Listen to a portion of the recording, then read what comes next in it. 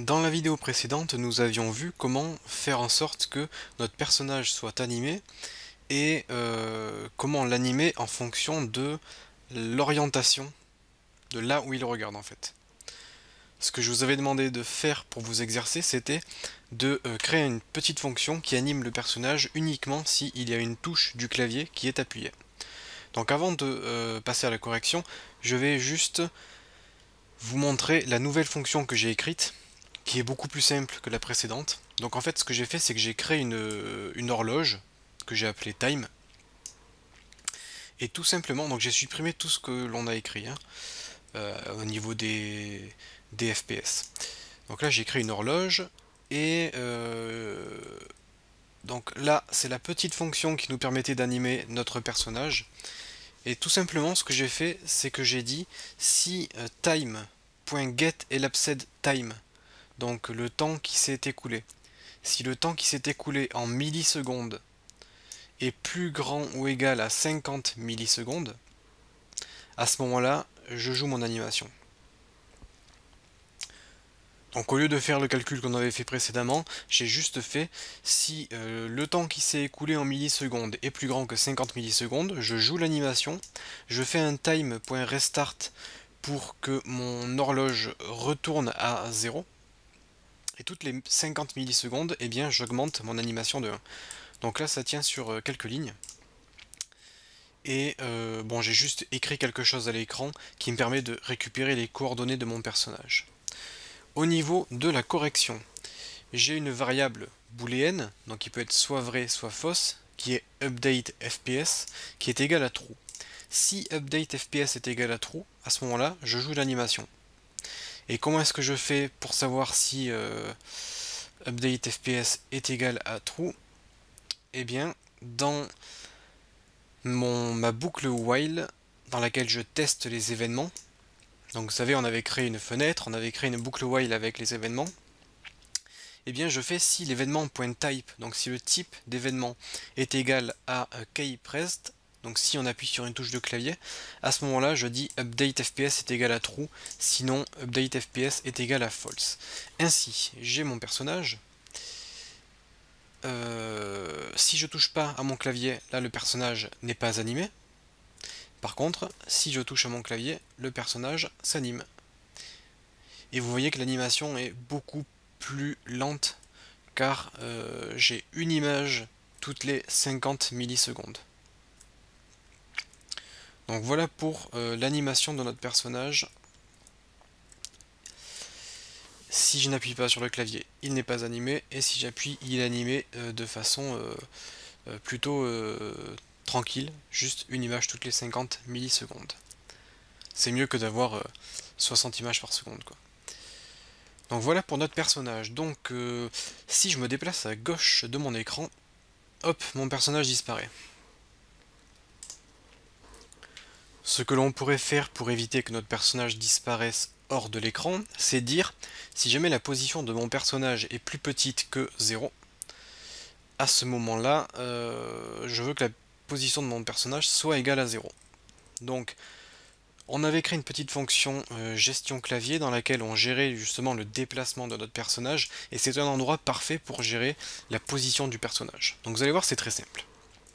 Je vais écrire une nouvelle condition, et je vais dire si la sprite perso.getPosition.x, donc si la position.x de notre personnage est plus petit ou égal à 0, donc ça veut dire s'il sort de l'écran par la gauche, à ce moment-là, je vais dire que mon personnage, on va lui faire un set position, et on va lui dire, donc ça prend en paramètre un SF vector de F, voilà.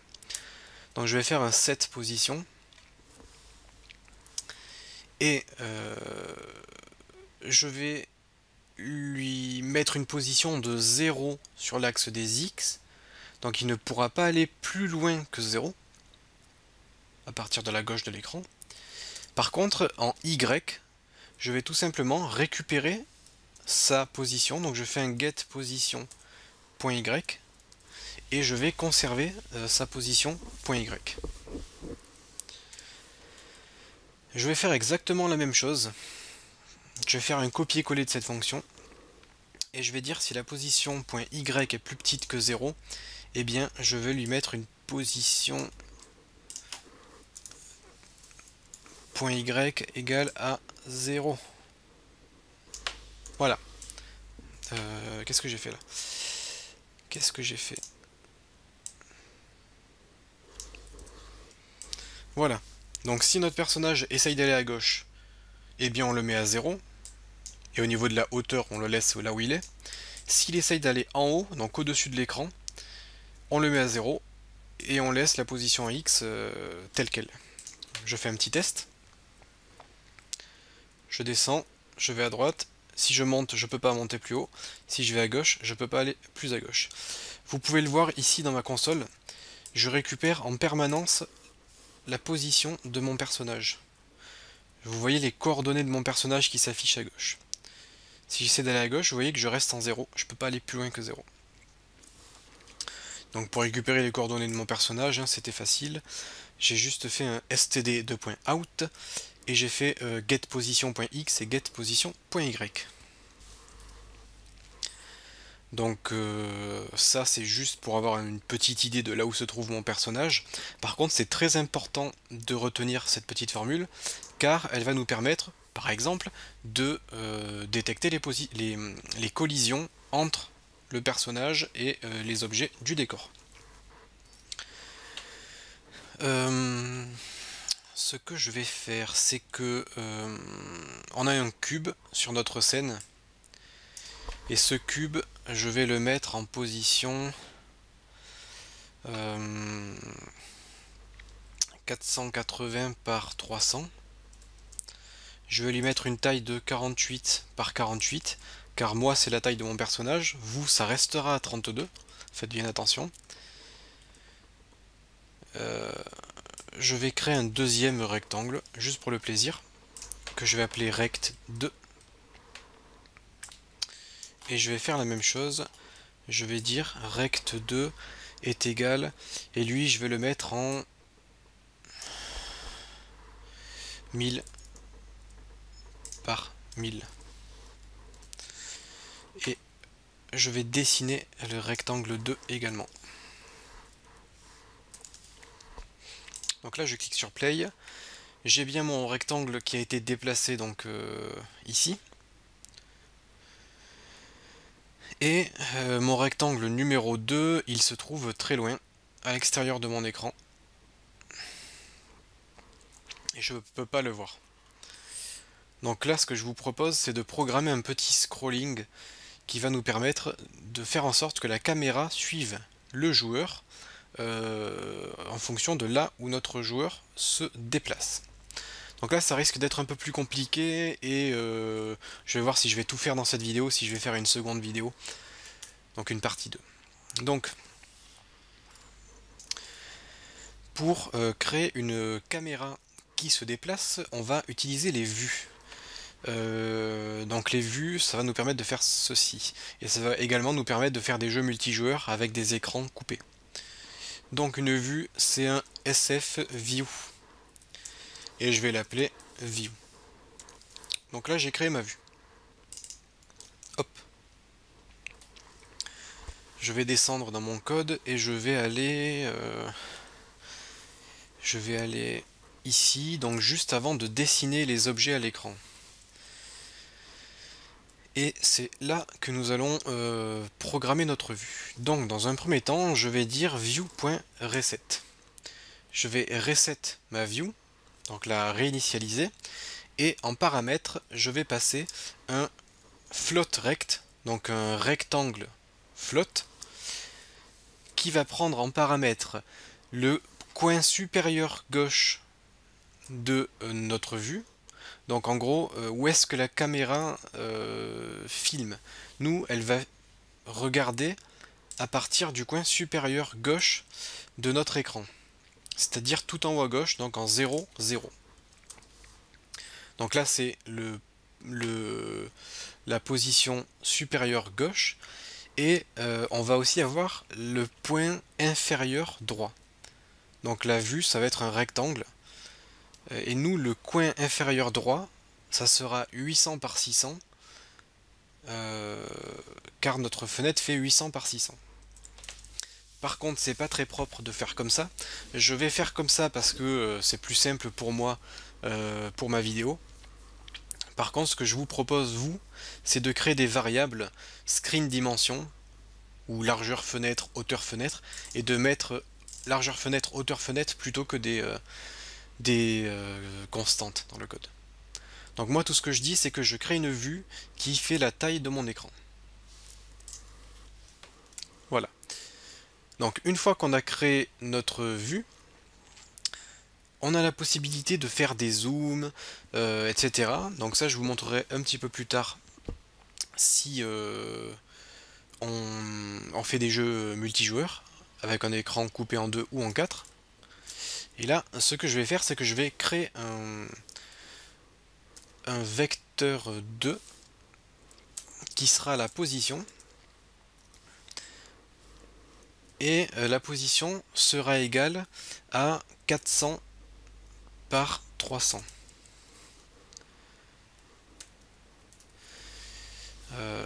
Non, d'ailleurs, je vais quand même vous montrer le bon exemple. Je vais faire ce que je vous ai dit. Je vais dire int screen width égale 800.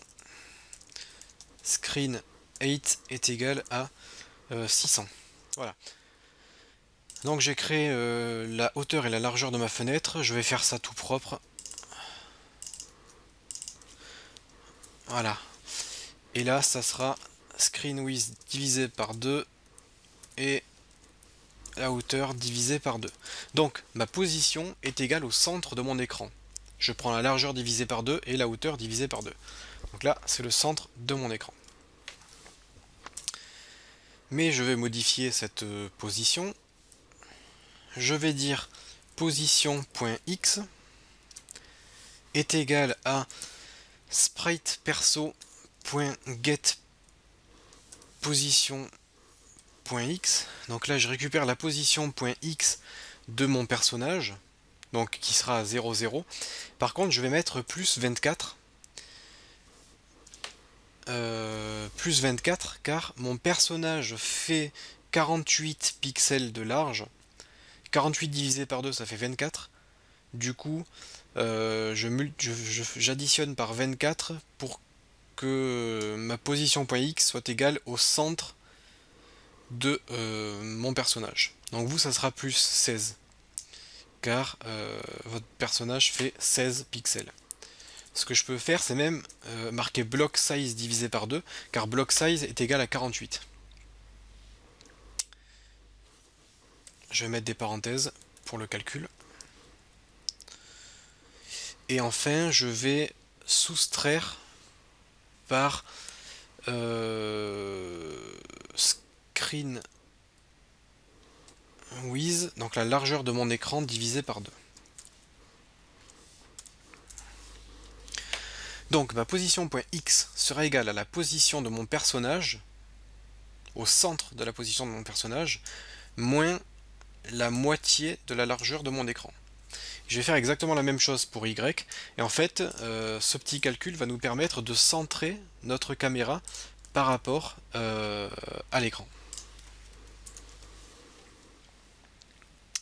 Et de garder donc le personnage centré à l'écran. Mais je dois quand même écrire une petite condition. Si la position.x est plus petite que 0, position.x est égale à 0, parce que je veux pas que ma caméra filme plus à gauche que la taille de mon écran. Et je vais faire pareil pour y. Si la position.y est plus petite que 0, position.y est égale à 0. Voilà, ça c'est bon. Je vais faire un view.reset. Donc je vais faire un reset de ma vue. Et ce coup-ci, je vais dire position.x, position.y, et je vais faire la largeur de mon écran fois la hauteur de mon écran. Donc ça va me permettre de centrer ma vue par rapport à mon personnage. Et enfin, une fois qu'on a créé une vue et qu'on a centré la vue par rapport à ce que nous souhaitons la centrer, eh bien, nous devons dire window.setView. On doit spécifier la vue que la fenêtre doit utiliser et on marque View. Alors faites attention à ça. Tout ce qui se trouve après cette ligne de code, c'est-à-dire tout ça, eh bien ça va se trouver dans la vue. Si jamais comment vous expliquer, si on a un écran de joueurs, je vais vous faire un dessin, ça sera beaucoup plus facile à comprendre. Donc on va dire que ça c'est l'écran de mon ordinateur. Je décide de créer deux vues, la vue 1 et la vue numéro 2. Là je vais avoir mon joueur numéro 1 qui sera centré, et là je vais avoir mon joueur numéro 2 qui sera centré. Bien évidemment, chaque écran est totalement indépendant. Donc si je fais un set view, par exemple set view 1 et set view 2, si jamais j'ai deux vues, eh bien je vais dessiner mon personnage après le set view 1, je vais faire windows.draw personnage 1, et ensuite je vais faire set view 2 windows.draw personnage 2. Comme ça, chaque personnage aura été dessiné dans la vue qui est bonne en fait. Bon, de toute façon, je vais vous faire un petit tuto complet là-dessus parce que c'est pas facile à comprendre. Donc là, je vais lancer mon jeu et on va voir ce que ça a changé. Donc je me déplace toujours, là ça change rien. Par contre, dès que mon personnage arrive au milieu de mon écran, eh bien, notre vue se met à défiler. On a un petit scrolling qui se fait. Et là, si je descends, on voit que le deuxième carré que j'avais placé loin est dessiné. Et mon personnage reste toujours centré à l'écran. C'est pour ça que la caméra défile.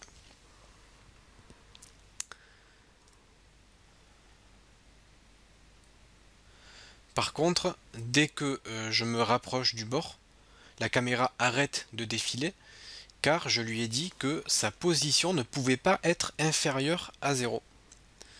Donc ça nous permet d'éviter que la caméra sorte en dehors du décor de notre jeu.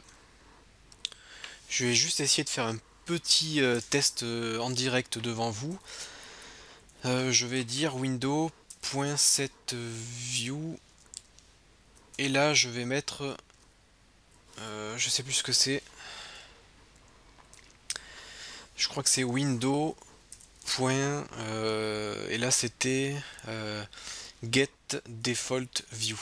Donc get la vue par défaut. Donc là ce que j'ai fait c'est que j'ai dessiné mes rectangles dans la vue et j'ai dessiné mon personnage dans la vue par défaut. Je veux juste voir ce que ça donne. Ouais, donc ça donne une erreur.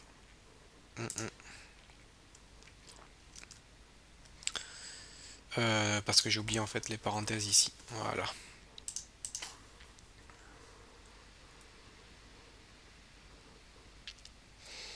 Ok, bon ça marche toujours. Mais ça marche. Ah, ça marche pas même. Non, ça marche pas. Vous voyez que là il y a un gros décalage avec ma vue et mon personnage sort quand même de l'écran. Non, j'allais dire ça marche car je centre ma vue par rapport au personnage, mais en fait non. Non, c'est pas bon du tout. Donc vous voyez que c'est important de dessiner les éléments dans la vue qui correspond et de ne pas le dessiner en dehors de cette vue. Donc dans la documentation de la SFML, vous allez avoir des exemples. Hop, je vais vous montrer. Vous allez avoir des exemples de vues réduites. Vous pouvez vous amuser à faire des zooms ou des dézooms. Vous avez également la possibilité, comme je vous l'ai dit, de créer deux vues. Player 1 view, player 2 view. Et là on a un écran coupé en deux avec deux vues totalement différentes. Ou vous pouvez créer une mini-carte, comme je vous l'ai dit, et donc ça vous donne la possibilité comment dire, de pouvoir découper l'écran et avoir chacun sa caméra. Vous pouvez vous amuser à faire des zooms, etc. Des rotations aussi. Donc par exemple, si je dis view.zoom et que je mets 2, je vais voir ce que ça donne. Normalement, je devrais être 2 fois plus près. Ah non, 2 fois plus loin. Là, je suis très loin de mon personnage. En fait, je me trouve, ouais, 2 fois plus loin que par défaut.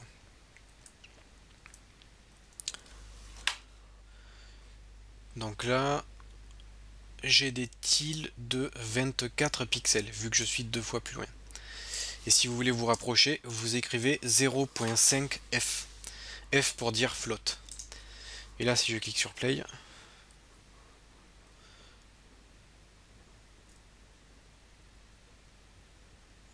c'est 2 fois plus grand.